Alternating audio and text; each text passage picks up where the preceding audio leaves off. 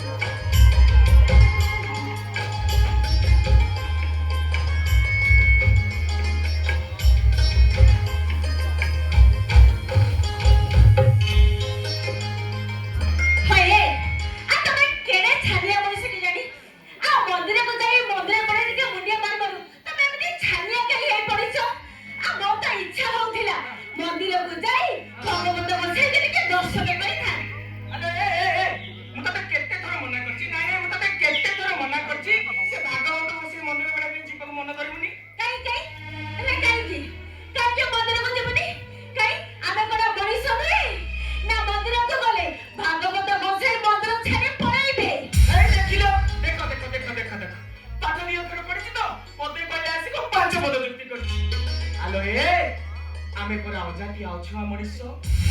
ମନ୍ଦିର ଛୁଇଁଲେ ପାପ ଲାଗିବ ଭାଗବତ ବସି ଅଭିଶାପ ଦେବେ ଆପଟେ ସାଥେ ପଣ୍ଡା ସାଥେ ଆମକୁ ଏକ କରିବା କରି ନିଆଁ ପାଣି ବାସନ୍ଦ କରିଦେବେ ଆମ ମନ୍ଦିରଟା ଅପବିତ୍ର ହେଇଯିବ ଲୋ କଣ କହିଲ ତମେ ଆମେ ମନ୍ଦିରକୁ ଗଲେ ମନ୍ଦିର ଅପବିତ୍ର ହେଇଯିବ ଆଚ୍ଛା ଦେଖି କହିଲ ମହାପ୍ରଭୁ ଜଗନ୍ନାଥ ଦାସିଆ ଦାରୁ ହାତରୁ ନଡ଼ିଆ ନେଇଥିଲେ କେମିତି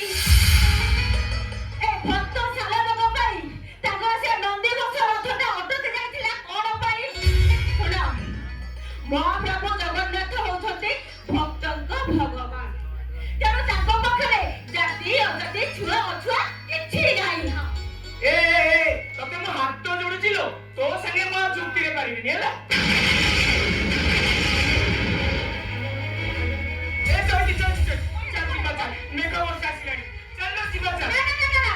ମୁଁ ଯିବିନି ଘରକୁ ନା ମୋ ମନ୍ଦିରକୁ ଯିବି ମୋ ମନ କଥା କହିବି ଆଉ କି ମନ କଥା ଜଣେଇବୁ ଲୋ ଏତେ ବଡ ବଡ ଡାକ୍ତରଙ୍କୁ ଦେଖେଇଲେ ନା ପଣ୍ଡିତ ଆମେ ସମସ୍ତଙ୍କ ଜାତକ ଦେଖିଲେ ହେଲେ ସମସ୍ତଙ୍କ ମୁହଁରେ ସେଇ ଗୋଟିଏ କଥା ଆମେ ଆଉ କେବେ ବାପା ମା ଡାକ ଶୁଣିପାରିବା ଯେତେ ଦିନ ଏ ହାତ ଗୋଡ଼ ଚାଲିଥିବ ଫୁଲା ସେଠି ବଞ୍ଚିବା ଯୋଉଦିନ ହାତ ଗୋଡ଼ଟା ରହିଯିବ ସେଇଦିନ ଆମ ଏଇ ଚିଲୁଟା ଆମର ସେବା କରିବ ଆମେ ମନ ବେଳେ ଆମକୁ କାନ୍ଧରେ ପୁଣି ମଶାଣିକି ନବ ଆମ ମୁହଁରେ ଟିକେ ନିଆଁ ଦବ ତମେ ସିନା ଆଶା ଛାଡ଼ି ସାରିଲେଣି ହେଲେ ଭଗବତୀ ଗୋସାଇଙ୍କ ଉପରେ ମୋର ଯଥେଷ୍ଟ ଭରସା ଅଛି ହଁ ତମେ ଦେଖିବ ଭଗବତ ଗୋସାଇ ମୋ ଡାକ ଶୁଣି ମୋ ଗୋଡ଼ ପୁରେଇ ଦେବେ ଯାହା ନେଇ କରମେ ତାକି ମିଳିବ କରମେ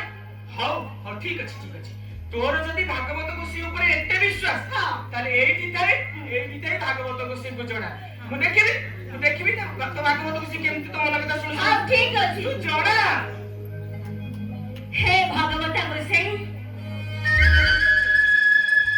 ये चोइती आदि सतरे मन काय पाखरे ताको जदि सतरे भक्ति करू थाए तमे ता डाक सुनिब प्रभु एठी ठाई मु करूची दंडवत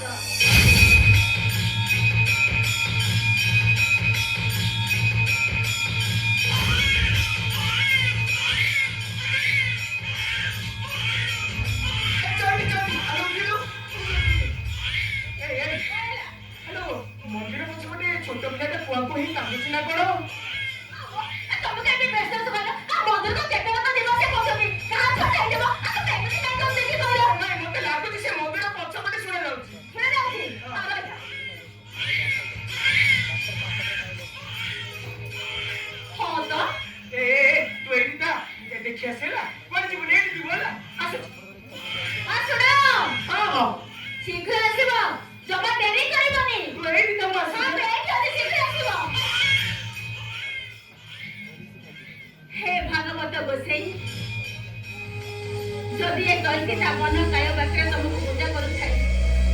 হে মা মোর এ শূন্য পড়াটাକୁ ମୋ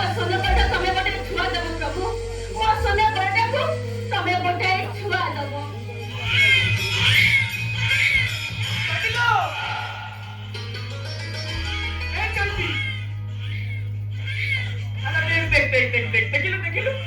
କୋଉ ଗୋଟେ କୁଆରୀ ଝିଅ କୁଆରୀ ବୟସରେ ମା ହୋଇ ଲୋକ ଲଜ୍ଜା ଭୟରେ ଆମର ସେ ମନ୍ଦିର ପଛପଟେ କିଆ ବୁଟା ମୂଳକୁ ଛୁଆଟାକୁ ଫୋପାଡ଼ି ଦେଇଥିଲା। ଅନେଇଛୁ କଣ ବା ନଉନୁ ନେ ଦେଖୁନ ପୁଅ ନା ଝିଅ ମୁଁ କଣ ଦେଖିଛି ନଉନୁ ଟିକେ କୋଳକୁ ନେ ତୁ କୋଳକୁ ନେଇକି ଦେଖେ ନେ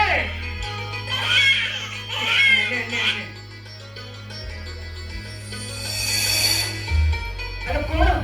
ପୁଅ ନା ଝିଅ ଝିଅ ଝିଅଟା ମାନେ ମୁହଁ ଶୁଖିଗଲା ନାଇଁ ଆଲୋ କନ୍ୟାଦାନ ଠାରୁ ମହାପୁଣ୍ୟ ଜଗତରେ ଆଉ କିଛି ନାହିଁ। ମାତା ଜାନକୀକୁ ମୋହ କରିବା ପାଇଁ ରାଜା ଦଶରଥ ଯେତେବେଳେ ଜନକ ରାଜାଙ୍କ ପାଖରେ ପହଞ୍ଚିଲେ ଜନକ ରାଜାକୁ ପ୍ରଣାମ କରି କହିଲେ ହେ ରାଜା ଜନକ ଆପଣ କନ୍ୟାଦାନ